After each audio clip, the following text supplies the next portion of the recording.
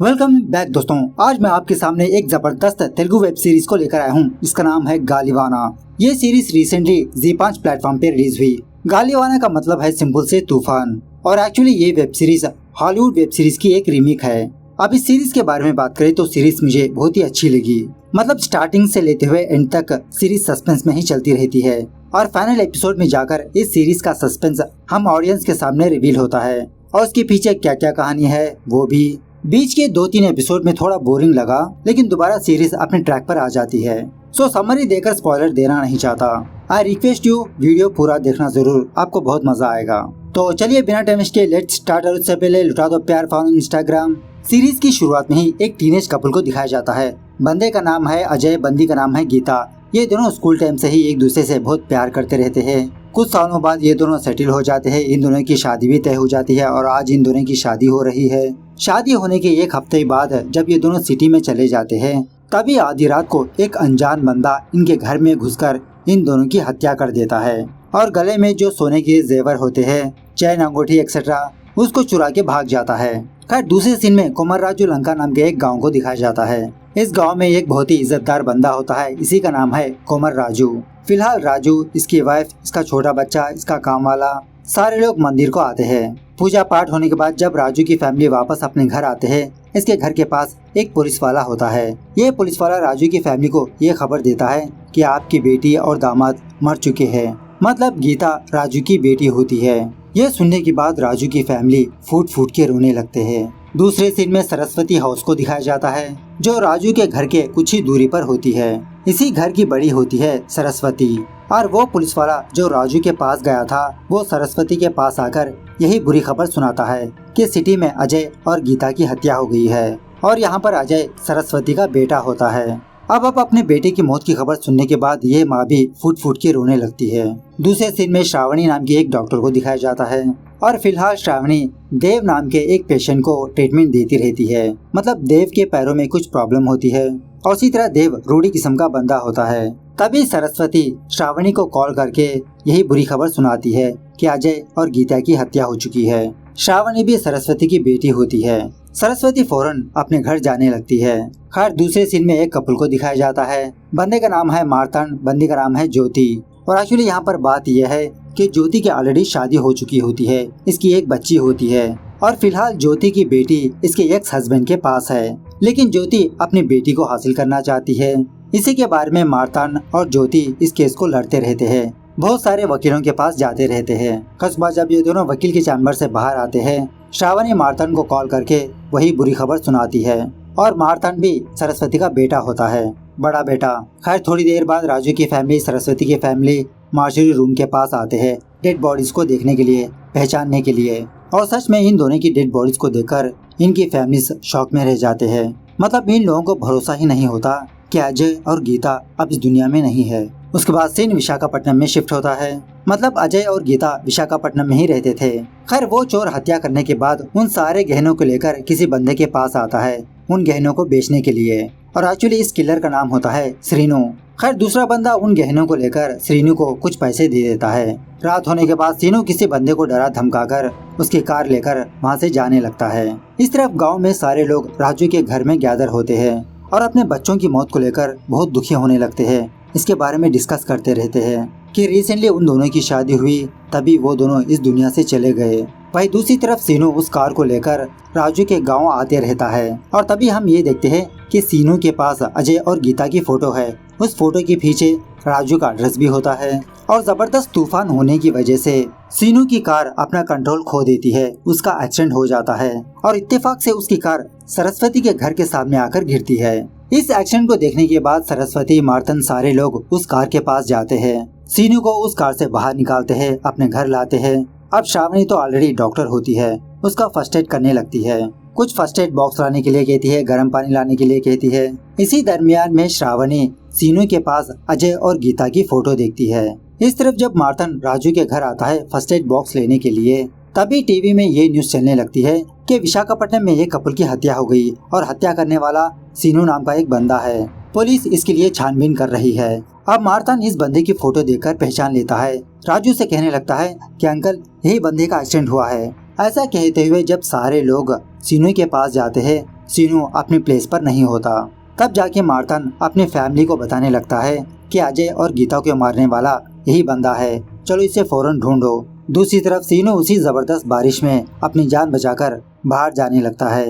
राजू और सरस्वती के family members सीनू को ढूंढने में लग जाते हैं। फाइनली मार्तन सीनू को पकड़ लेता है, उसे बहुत मारने पीटने लगता है। और इसी तरह श्रावणी उन सारे लोगों को अजय और गीता की फोटो दिखाकर कहने लगती है कि ये फोटो इस बंदे के पास मिली। उसके बाद वो सारे लोग श्रीनू को गाय के शेड में ले जाते हैं। थोड़ी देर बाद श्रावणी श्रीनू की मरहम पट्टी करने लगती है। उसके बाद ये सारे लोग ये डिसाइड करने लगते हैं कि हम सारे लोग मिलकर इस बंदे को मार दे। इसने अजय और गीता को बेरहमी से मार दिया, इसको जीने का हक नहीं। लेकिन श्रावणी एक डॉक्टर होती है, वो उन सारे लोगों को समझाने लगती है कि अगर हमने इसको मार दिया तो हम लोगों में और इसमें क्या फर्क हो सकता है। हम पुलिस को कॉल करके जो कुछ हुआ वो सारी बात बता देंगे, वही सब कुछ देख लेंगे। लेकिन फैमिली का हर एक बंदा यही चाहता है कि वो सीनू को मार दे। खैर थोड़ी देर बाद ये सारे के सारे लोग अपने अपने घर में आ जाते हैं और ये डिसाइड करने लगते हैं कि सुबह होने के बाद ये लोग सोचेंगे कि सीनू का क्या करेंगे, या तो इसे पुलिस के हवाले करेंगे या तो इसे मार देंगे। उसी आधी रात को राजू का छोटा बेटा श्रीकांत सीनू को देखने के लिए शेड में जाता है। खैर सुबह होने के बाद वो तूफान रुक जाता है। श्रावणी सीनू को देखने के लिए गाय के शेड में जाती है, लेकिन तब तक कोई अनजान बंदा सीनू का गला काट के उसे मार चुका होता है। श्रावणी फौरन अपने फैमिली मेंबर्स को बुलाती है और पूछने लगती है कि ये कांड किसका है, किसने इसको मारा। मैंने कहा था ना कि हम पुलिस को फोन करेंगे, लेकिन अब पुलिस हम सारे लोगों को पकड़ के ले जाएगी। कुछ लोग सीनू की मौत देखकर बहुत खुश होने लगते हैं। चलो जो कोई भी मारा अच्छा किया उसने, इसका तो यही हाल होना चाहिए। इसी बातों ही बातों में राजू सरस्वती के बड़े बेटे मार्तन पर शक करने लगता है कि शायद मार्तन सीनू को मारा होगा, क्योंकि मार्तन बहुत ही गुस्से वाला बंदा है और रात में मार्तन ने पुलिस को कॉल भी नहीं किया। सो इस बात को लेकर वहाँ पर एक दूसरे के बीच बहस होने लगती है। मतलब सरस्वती कहने लगती है कि भाई साहब क्या आपने देखा, मेरा बेटा ने इसको मारा, हम में से कोई भी तो हो सकता है। खर्च के बाद राजू, उसकी वाइफ तुलसी, इनका काम वाला सूरी बाबू अपने घर में आते हैं। सूरी बाबू राजू से कहने लगता है कि साहब मैंने कल रात को श्रीकांत को उस शेड में जाते हुए देखा, शायद श्रीकांत बाबा ने ही उस बंदे को मार चुका हो। यह सुनने के बाद राजू और उसकी वाइफ फौरन श्रीकांत के पास आते हैं और उसे पूछने लगते हैं क्या तुमने कल रात शिवनी के पास गए थे। श्रीकांत कहने लगता है हाँ पापा गया था, बस मैं उसे देखने के लिए। तब जाके श्रीकांत को ये बात पता चलती है कि श्रीनी को किसी ने मार दिया और राजू अपने बेटे पर ब्लेम करने लगता है कि शायद इसका बेटा ही सीनू को मार चुका हो। लेकिन श्रीकांत अपने मम्मी पापा से यही कहने लगता है कि नहीं पापा, मैंने उस बंदे को नहीं मारा, मैं बस उसे देखने के लिए गया था। सो फाइनली राजू अपने बेटे को डांट टपट कर कहने लगता है कि तुम अपने कमरे से बाहर मत आओ, यहीं पर रहो तुम। अगर ये बात उन लोगों को पता चलेगी तो वो लोग तुम पर ब्लेम करेंगे। उसके बाद गांव के कुछ लोग राजू को दिलासा दिलाने के लिए इसके घर के पास आते हैं, इसको दिलासा दिलाने लगते हैं। मतलब कुमार राजू वहाँ का सम काइंड ऑफ जमींदार होता है। खैर दूसरे सीन में एक लेडी पुलिस ऑफिसर का इंट्रोडक्शन होता है, इसका नाम है नंदिनी। नंदिनी का हायर ऑफिसर नंदिनी को अजय और गीता की केस को सौंपता है, फौरन इस केस को सॉल्व करने के लिए कहता है। नंदिनी को असिस्ट करने के लिए अंजी नाम का एक बंदा होता है। सो नंदिनी इस केस की फाइल को स्टडी करने लगती है। उसके बाद सीन पुणे में शिफ्ट होता है, जहाँ पर रवि वर्मा नाम के एक बंदे को दिखाया जाता है। जब रवि सुबह सवेरे न्यूज़पेपर को ओपन करता है तो उसमें अजय और गीता की मर्डर की न्यूज होती है। ये न्यूज देखने के बाद रवि शॉक में रह जाता है और बेचारा वहीं पर रोने लगता है।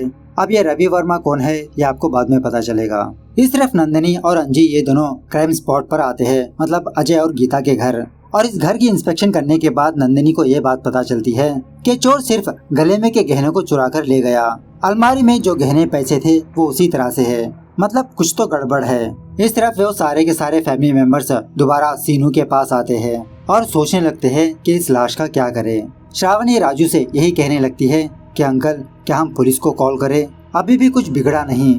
लेकिन राजू और मार्तन ये दोनों मना करने लगते हैं, मतलब अगर पुलिस को इन्फॉर्म करेंगे तो पुलिस यहाँ पर आएगी, इनकी घर की इज्जत बाहर जाएगी और दोबारा एक और इन्वेस्टिगेशन होगा। सो दोबारा इसी बात को लेकर वहाँ के लोगों पर बहस होने लगती है।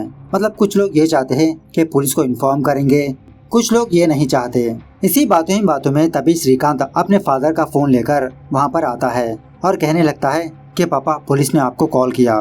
फोन पिक करने के बाद ये बात पता चलती है कि सीबीआई ऑफिसर्स यहाँ पर आने वाले हैं। इन दोनों की फैमिली से कुछ पूछताछ करने के लिए। ये सुनने के बाद सारे के सारे लोग शॉक में रह जाते हैं और डिसाइड हो जाते हैं कि फिलहाल इस डेड बॉडी को कहीं पर छुपा देंगे।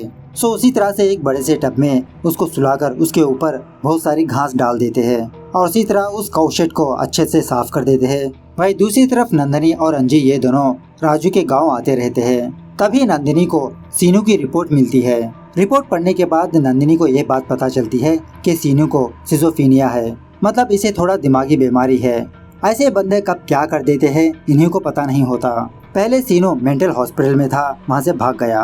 खैर इस तरफ ये फैमिली डेड बॉडी को छुपा दी, लेकिन अब कार का क्या करें। सो राजू को एक जबरदस्त आइडिया आता है। अपने घर में जो धान के थैले होते हैं उन थैलों से उस गाड़ी को कवर करने लगता है। उसी तरह उस गाड़ी के ऊपर एक बड़ा सा कपड़ा कवर कर देते हैं। यह होने के बाद मार्तान कहने लगता है, नहीं माँ, अब ये नेचुरल नहीं लग रहा। कोई भी देखेगा तो फौरन पहचान लेगा कि हम लोग यहाँ पर कुछ छुपा रहे हैं। नेचुरल लगना चाहिए माँ। सो इसकी माँ सरस्वती गोबर के पेड़े बनाकर उस कपड़े पर चिपका देती है और नेचुरल लगने के लिए उसके ऊपर पेड़ के ढालियों को घास को डाल देते हैं। मतलब कोई भी बंदा देखे तो ऐसा लगे कि ये चीज बरसों से यहीं पर है। तब जाके वो कार छुप जाती है और वो जगह नेचुरल लगती है। खैर थोड़ी देर बाद नंदिनी और अंजी ये दोनों यहाँ पर आते हैं। कार से उतरने के बाद नंदिनी की नजर फौरन उस प्लेस पर पड़ती है जहाँ पर कार होती है। खैर नंदिनी इस चीज को इग्नोर करते हुए पहले सरस्वती के घर जाती है। सरस्वती की फैमिली से कहने लगती है कि हमारे इन्वेस्टिगेशन में ये बात पता चली कि मर्डर करने वाले का नाम है सीनू और उसको सिजोफ्रेनिया है, मतलब उसकी दिमागी हालत ठीक नहीं। और हमें अभी तक ये नहीं पता चला कि सीनू ने आपके बेटे बहू को क्यों मारा। तो इस तरह से जब नंदिनी बात कर रही होती है सरस्वती नर्वस फील करने लगती है, लेकिन सरस्वती किसी भी तरह करके मैनेज कर लेती है। इसी बातों ही बातों में सरस्वती ये कहने लगती है कि हम लोग कल से अपने घर से बाहर ही नहीं आए। अजय और गीता की मौत सुनने के बाद हम बहुत दुखी हो गए। उसके बाद नंदिनी मार्तान और श्रावणी को सीनू की फोटो दिखाकर पूछने लगती है कि अगर आपने इस बंदे को कहीं पर देखा तो हमें इन्फॉर्म करो, लेकिन ये दोनों साफ मना कर देते हैं कि हमने इसको कभी भी नहीं देखा। और इसी तरह नंदिनी ये भी कहने लगती है कि सीसीटीवी कैमरे से हमें ये बात पता चली कि सीनू किसी की गाड़ी लेकर इसी साइड आया। उसके बाद नंदिनी और अंजी ये दोनों राजू के घर जाते हैं। उन लोगों से भी कुछ सवालात पूछकर वहाँ से चले जाते हैं। खैर राजू के घर में एक काम वाला होता है सूरी बाबू। सुबह होने के बाद सूरी बाबू अपने घर आता है और अपनी बीवी से वहाँ पर जो कुछ भी हुआ वो सारी बात बताने लगता है। ये जान लेने के बाद सूरी बाबू की वाइफ को एक जबरदस्त आइडिया आता है। वही आइडिया सूरी बाबू को बता दी है। पहले तो सूरी बाबू इसके लिए मना कर देता है। इस तरफ श्रावणी अपना मन बहलाने के लिए दोबारा हॉस्पिटल आती है और थोड़ी देर पहले इसका पेशेंट देव ने ही श्रावणी को कॉल किया था और देव को ये नहीं पता कि श्रावणी के भाई की मौत हो गई। लेकिन बाद में देव की दीदी देव को ये बात बताती है। जब श्रावणी देव के पास आती है ये इससे माफी मांगने लगता है। श्रावणी भी अपने कुछ फीलिंग्स देव के साथ शेयर करने लगती है, मतलब इसके भाई अजय के साथ कैसा रिलेशनशिप था एक्सेट्रा। इस तरफ राजू की वाइफ तुलसी, सरस्वती, मार्तान, ज्योति सारे लोग इकट्ठा होकर ये सोचने लगते हैं कि हम लोग इस डेड बॉडी को और उस कार को किसी जगह पर ठिकाने लगाना होगा। इस बार तो हम लोग बच गए, लेकिन अगली बार पता नहीं क्या होगा। सो दोबारा कुमार राजू को एक जबरदस्त आइडिया आता है। मार्तान और राजू सीनू की लाश को ट्रैक्टर में कहीं पर ले जाने लगते हैं। कुछ दूर जाने के बाद इनके सामने नंदिनी आ जाती है। इसे देखकर राजू मार्तान घबराने लगते हैं, लेकिन यहाँ पर बात यह है कि राजू एक आयुर्वेदिक डॉक्टर होता है। अगर इसने किसी भी बीमारी की दवा दे दी वो बीमारी बिल्कुल ठीक हो जाती है। ये बात रिसेंटली नंदिनी ने किसी के मुंह से सुना। नंदिनी की एक छोटी बच्ची होती है, उस बच्ची को कैंसर होता है। उसी कैंसर की दवा मांगने के लिए दोबारा वो वापस आती रहती है। राजू उनके सामने आ जाता है। राजू भी कहने लगता है वो कि ठीक है, मैं आपको बना के दे दूंगा। खर्च के बाद वो सारे लोग राजू की खेती पर आकर राजू जेसीबी की खुदाई करने लगता है। एक बहुत बड़ा गड्ढा खोदकर उस गड्ढे में उस कार के साथ साथ सीनू को भी दफना देता है। उसके बाद सीन पुणे में शिफ्ट होता है और यहाँ पर बात यह है कि सरस्वती का हस्बैंड रवि वर्मा होता है। मतलब जब श्रावणी मार्तान छोटे बच्चे थे उसी वक्त रवि ने अपनी वाइफ अपने बच्चों को छोड़ दिया और वो शहर आकर दूसरी शादी कर ली, क्योंकि उस वक्त रवि की जबरदस्ती शादी हुई थी। अब अजय भी इसका ही बच्चा था, इसीलिए बेचारा रवि वो न्यूज देखकर बहुत दुखी होने लगा और वो फौरन सरस्वती के पास जाने लगता है। इस तरफ गांव में मार्तान और ज्योति ये दोनों सिटी जाने लगते हैं, क्योंकि मार्तान एक सॉफ्टवेयर कंपनी में काम करता है और ऊपर से ज्योति अपना केस लड़ रही है। श्रावणी से 2 दिन में वापस आने की बात करता है। इस तरफ नंदिनी अपनी बेटी को लेकर किसी डॉक्टर के पास जाती है। टेस्ट करने के बाद वो डॉक्टर नंदिनी से कहने लगता है कि आपकी बेटी में जो कैंसर है वो अर्ली स्टेज में है, इसको क्यूर किया जा सकता है। आप अपने पैसे रेडी कर लीजिए, मैं चेन्नई में आपको अपॉइंटमेंट दिलवाऊंगा। उसी रात जब नंदिनी अपनी बेटी अपनी माँ के साथ टाइम स्पेंड करती रहती है, तभी टीवी में राजू और सरस्वती की न्यूज चलने लगती है कि आज सुबह कुछ मीडिया वाले सरस्वती के घर आए थे इंटरव्यू लेने के लिए, लेकिन सरस्वती और राजू ने अपना इंटरव्यू नहीं दिया।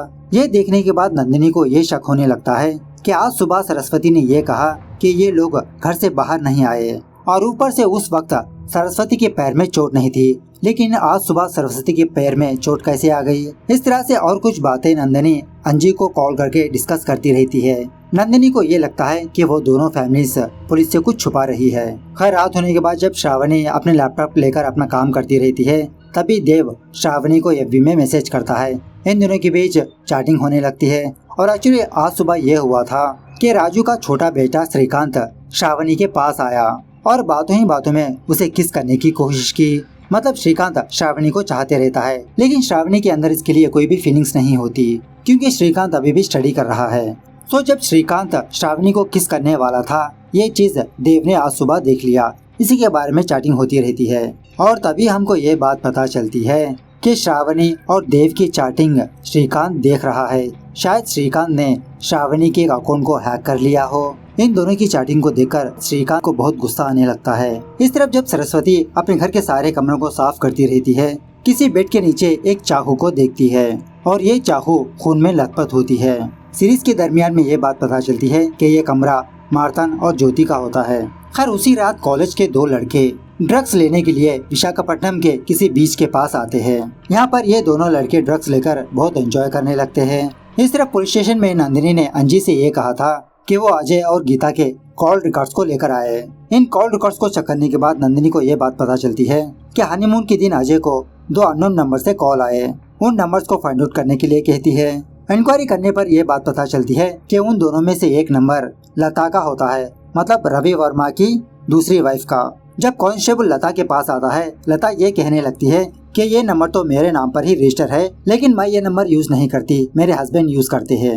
अब वो फिलहाल दूसरे गांव गए हैं। इस तरफ गांव में सूरी बाबू और उसकी वाइफ राजू के पास आते हैं, और यहाँ पर सूरी बाबू की वाइफ ने सूरी बाबू को ये कहकर भड़काया कि तुम अपने साहब के पास जाकर उनको ब्लैकमेल करो, उनसे पैसे हासिल करो। सो अपनी वाइफ की बात मानकर सूरी बाबू अपने मालिक राजू के पास आता है और यही कहने लगता है कि हमको कुछ पैसे दे दो, वरना हम पुलिस को बता देंगे। राजू कहने लगता है क्या बताओगे तुम, कि उस बंदे की लाश शेड में है, कहाँ पर है जाके देख लो तुम। अगर बात यहाँ तक आई तो मैं सारा इल्जाम तुम पर ही डाल दूंगा, तुम दोनों को मैं चोरी के केस में फंसाकर अंदर कर दूंगा। वैसे भी मैंने तुम्हारे ऊपर कितना भरोसा किया, और तुम सूरी बाबू अपनी वाइफ की बात मानकर कुत्ते से भी नीचे गिर गए। छी, फिलहाल मैं तुम दोनों को माफ कर रहा हूँ। इस तरफ नंदिनी टीवी में ये न्यूज देखती रहती है कि कल रात जो लड़के बीच के पास गए थे वो ड्रग्स लेकर पानी में डूब के मर गए। और इसी तरह यहाँ पर मैं आपको एक और बात बता दूं कि नंदिनी चोरी चुपके ड्रग्स का धंधा करती रहती है, ताकि नंदिनी जल्द से जल्द पैसे इकट्ठा करके अपने बेटी का इलाज करवाए।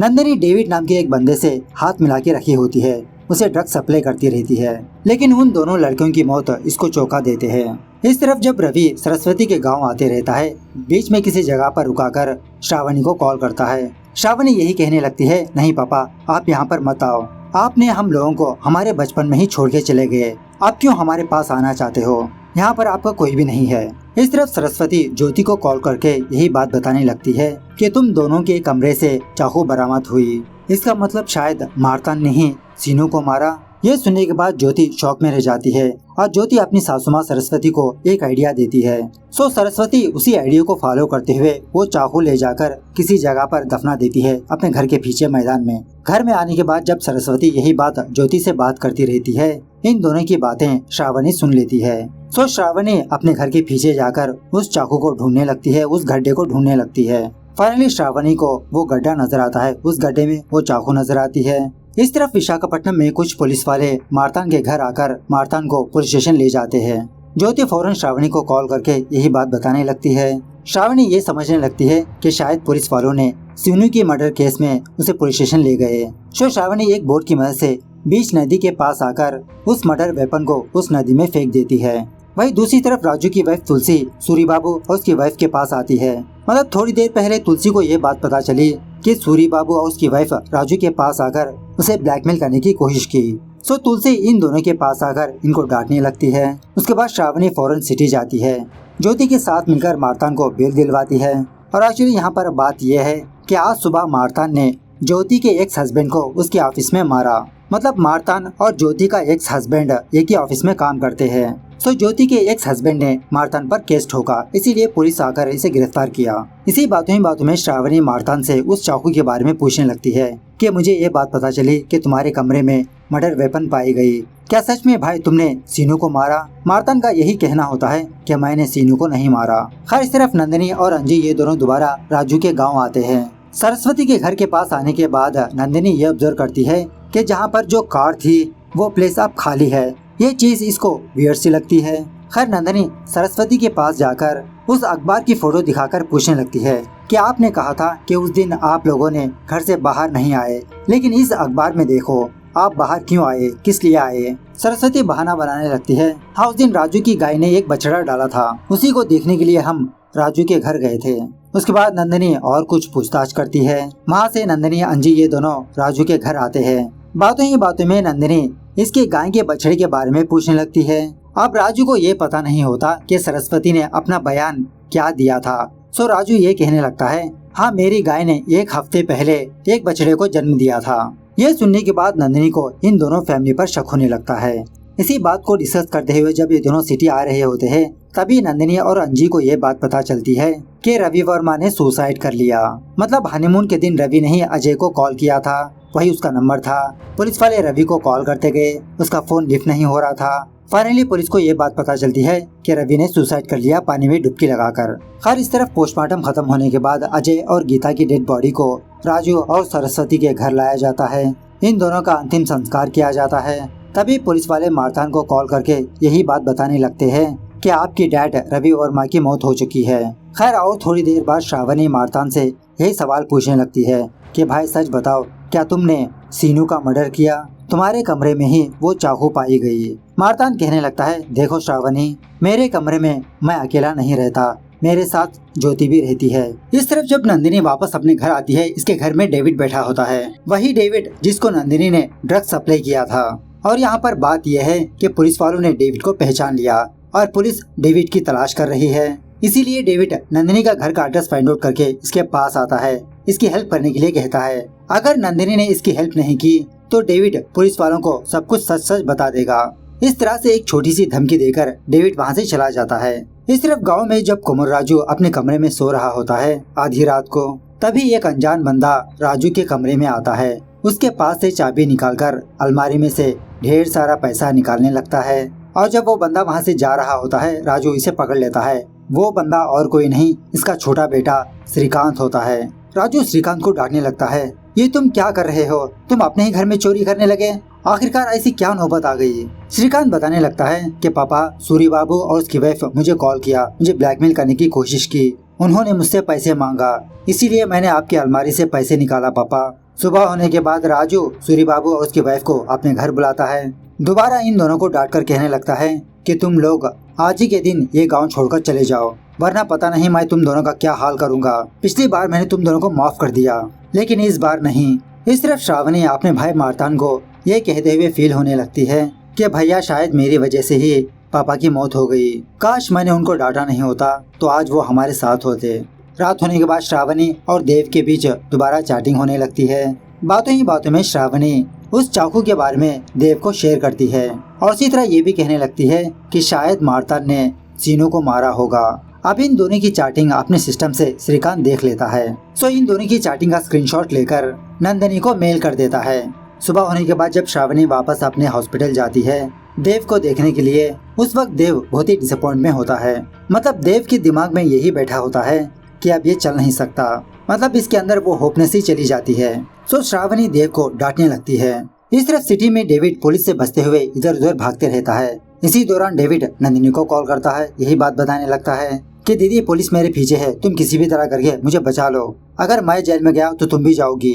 तभी नंदिनी को श्रीकांत का मेल मिलता है। इसी सबूत को ध्यान में रखते हुए नंदिनी और अंजी ये दोनों उन दोनों फैमिलीज के पास जाकर उनके घर को सर्च करने का डिसाइड करते हैं। सो नंदिनी फौरन अपनी टीम को लेकर कोमरलंका जाती है। इस तरफ गांव में ये दोनों फैमिलीज अजय और गीता का पिंडदान कार्यक्रम करते रहते हैं। थोड़ी देर बाद नंदिनी अपनी टीम को लेकर सरस्वती के घर आती है, लेकिन अफकोर्स सारे लोग दूसरी जगह पर होते हैं। इसके बावजूद भी पुलिस वाले उस दरवाजे को तोड़कर उनके घर में घुस जाते हैं। सारे लोग घर की तलाशी लेने लगते हैं। तलाशी के दौरान फॉरेंसिक वालों को एक कपड़ा नजर आता है जिसमें खून के धब्बे होते हैं और एक्चुअली इसी कपड़े के ऊपर उन दोनों फैमिलीज ने श्रीनु को सुलाया था। उसके बाद नंदिनी और उसकी टीम गाय के शेड में जाते हैं, वहाँ पर तलाशी लेने लगते हैं। इत्तेफाक से वहाँ पर कुछ भी नहीं मिलता। इस तरफ जब राजू अपने बेटी की अस्थियां अपने हाथ में ले रहा होता है, इसके हाथ कांपने लगते हैं। तब जाके श्रीकांत अपनी माँ तुलसी को ये बताने लगता है कि पापा को नर्वस की वीकनेस है, जब जब पापा का हाथ कांपते रहता है, और ये बात अभी तक तुलसी को नहीं पता। और कुछ दिनों पहले राजू ने यही टेस्ट अपने बेटे श्रीकांत और गीता को करवाया था। इस तरफ नंदिनी अपनी टीम को लेकर राजू के खेत में आती है, क्योंकि उस दिन जब नंदिनी वापस राजू के घर आ रही थी, राजू और मार्तन ट्रैक्टर लेकर इनके खेत आ रहे थे। उसी दिन को याद करते हुए नंदिनी यहाँ पर आती है और यहाँ पर ये देखती है कि ट्रैक्टर के कुछ टायर मार्क्स थोड़ी दूरी पर जाकर एंड हो गए। ये देखकर फौरन उस जगह पर खुदाई करने के लिए कहती है। खुदाई करने पर पुलिस वालों को वो लाश नजर आती है। फौरन उसे बाहर निकाल लेते हैं। इस तरफ सिटी में डेविड पुलिस के हाथ लग जाता है। ड्रग्स के केस में डेविड को गिरफ्तार कर लेते हैं। खैर नेक्स्ट एपिसोड जब राजू और सरस्वती की फैमिली पूजा पाठ में बिजी होते हैं, तभी वहाँ पर नंदिनी अपनी टीम के साथ आती है और सारे फैमिली मेंबर्स को पुलिस स्टेशन आने के लिए कहती है, क्योंकि इनकी फैमिली मर्डर को छुपाया। अब इन दोनों फैमिलीज के पास और कोई ऑप्शन नहीं होता। वो सारे लोग नंदिनी के साथ पुलिस स्टेशन चले जाते हैं। पुलिस स्टेशन आने के बाद नंदिनी एक के बाद एक सारे लोगों से इंट्रोगेशन करने लगती है।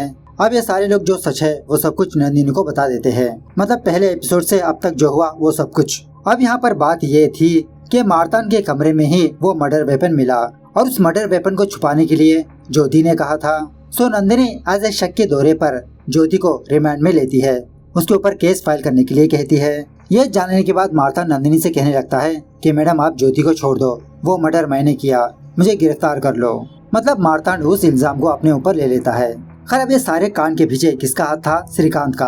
राजू और तुलसी को जब यह बात पता चलती है, इसको बहुत डांटने लगते हैं। इसी दरमियान श्रावणी को ये बात पता चलती है कि श्रीकांत ने श्रावणी के अकाउंट को हैक करके रखा। लास्ट नाइट इसके पर्सनल मैसेजेस को पढ़ा था। सो श्रावणी श्रीकांत को डांटने लगती है। उसी रात जब श्रावणी अपने फोन में अपने भाई के शादी की वीडियोस देखती रहती है, इन्हीं वीडियोस में से श्रावणी को एक अजीब का वीडियो नजर आता है, जहाँ पर कोमर राजू, इसका भाई अजय और एक और बूढ़ी औरत जो व्हीलचेयर पे बैठी होती है। और उस वीडियो में कोमर राजू अजय से ये कहने लगता है कि अजय ये तुम सही नहीं कर रहे, तुम नरक में जाओगे। श्रावणी यही वीडियो ले आकर राजू को दिखाती है और पूछने लगती है कि यहाँ पर क्या हो रहा है। पहले तो राजू श्रावणी को बताने से मना कर देता है, लेकिन बाद में कहने लगता है कि मुझे रिसेंटली ये बात पता चली कि सिटी में अजय का किसी लड़की के साथ दोस्ती है, वो उस लड़की से बहुत ही क्लोज है। सो शादी के दिन उसी बात को लेकर मैं उसे डांट रहा था, लेकिन ये बात श्रावणी को हजम नहीं होती, क्योंकि अजय बचपन से ही गीता से ही प्यार करता था। इस तरफ सिटी में नंदिनी डेविड को देखने के लिए सेल में आती है।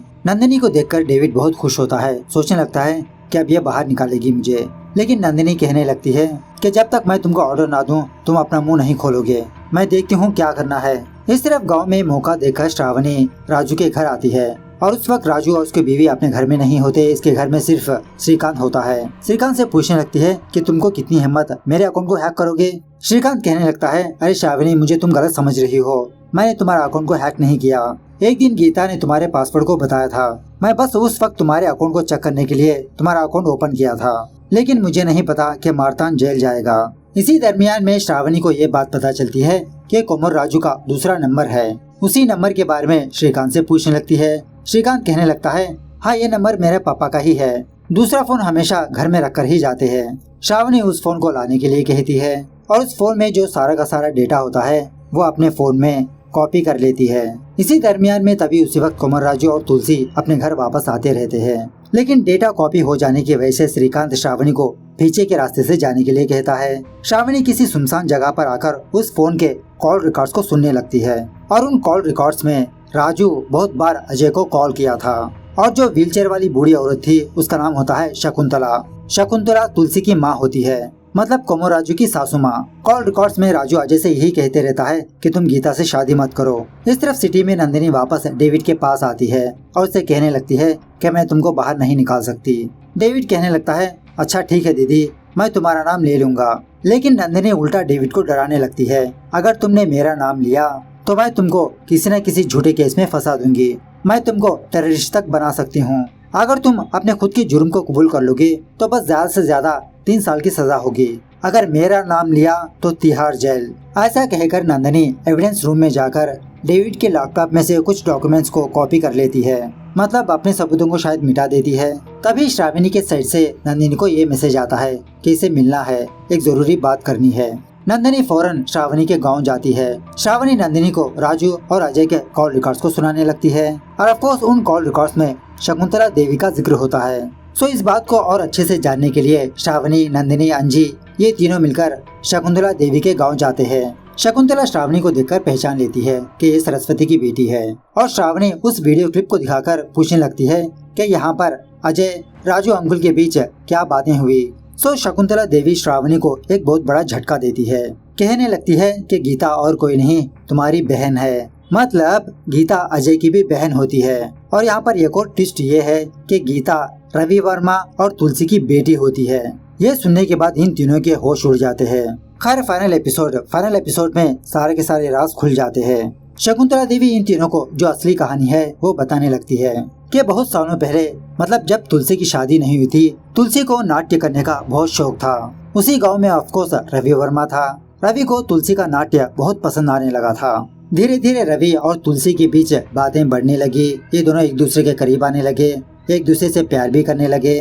इसी दौरान कोमराजू तुलसी को देखकर उसे पसंद कर लेता है, उसके घर शादी का रिश्ता भेजता है।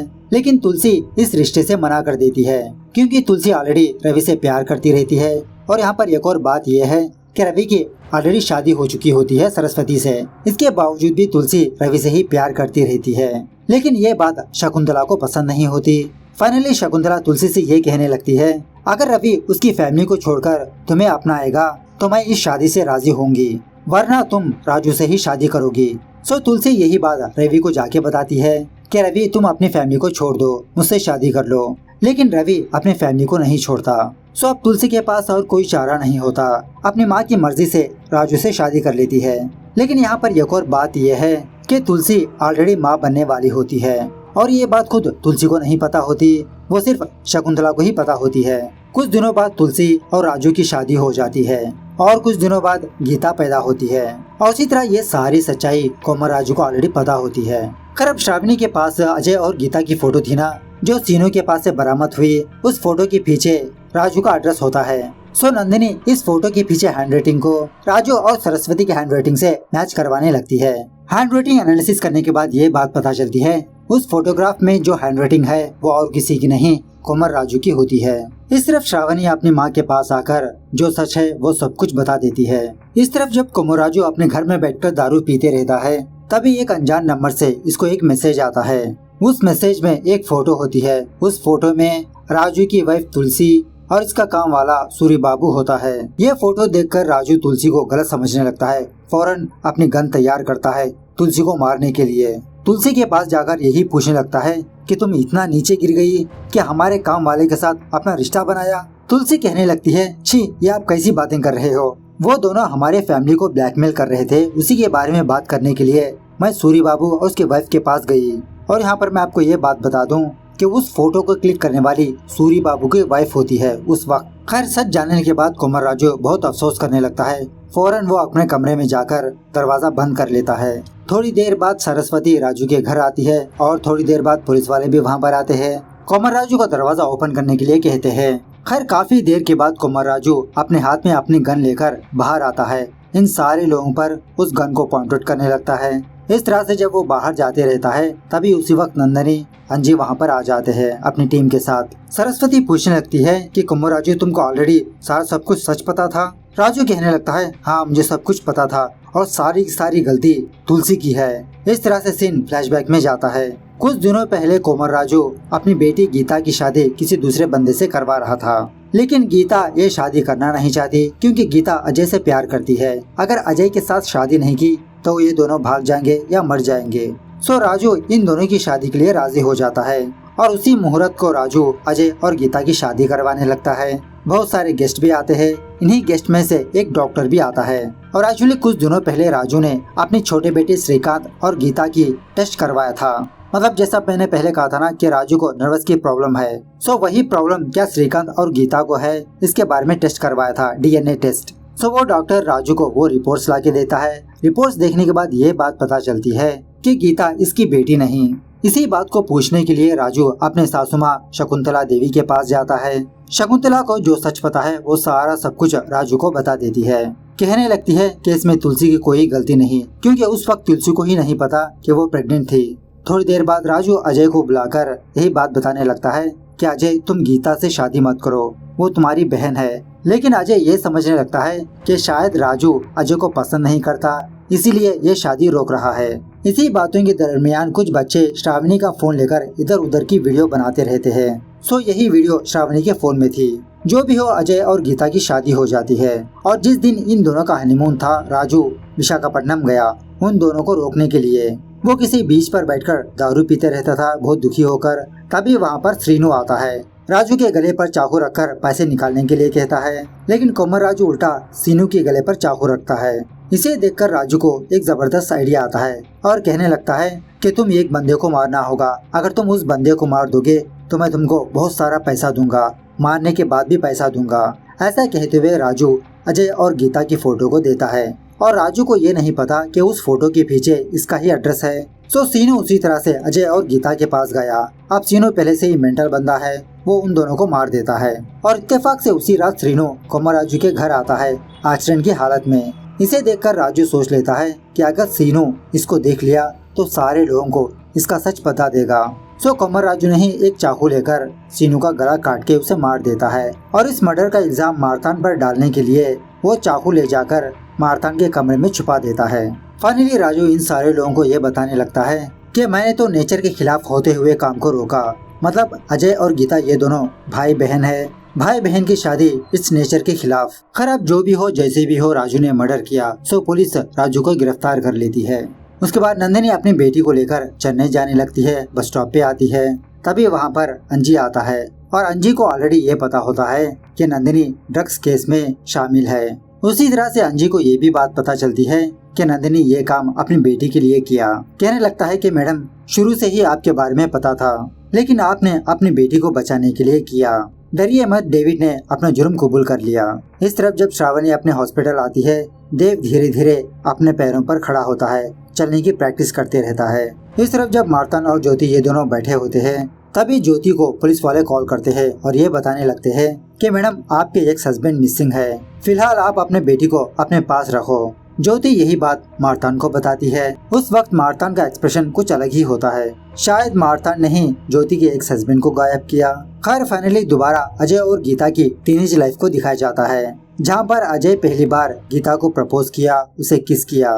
इस सीन से ये बात पता चलती है अगर शकुंतला उसी वक्त अजय और गीता को रोक देती तो बात यहाँ तक नहीं आती। उसी तरह इस सीरीज के दरमियान में आपने एक और बात भी नोटिस की कि नंदिनी अपनी बेटी को बचाने के लिए ड्रग्स का काम करने लगी, तो इसके हिसाब से नंदिनी सही है। लेकिन यहाँ पर जब राजू नेचर को बचाने की कोशिश की वो गलत है। उस वक्त सरस्वती राजू से ये कहा था, क्या तुमको यही सोल्यूशन मिला मेरे बच्चे को मारने का? इस शादी को रोकने के लिए तुम दूसरा रास्ता भी इस्तेमाल कर सकते थे, लेकिन तुमने 2 लोगों की जान ली, ऊपर से सीनू की भी। हर इस तरह से ये सीरीज यहाँ पर दी एंड होती है। सीरीज कैसे लगी कमेंट करके बताना जरूर। मिलते हैं अगली वीडियो में, तब तक take care, bye bye, see you soon.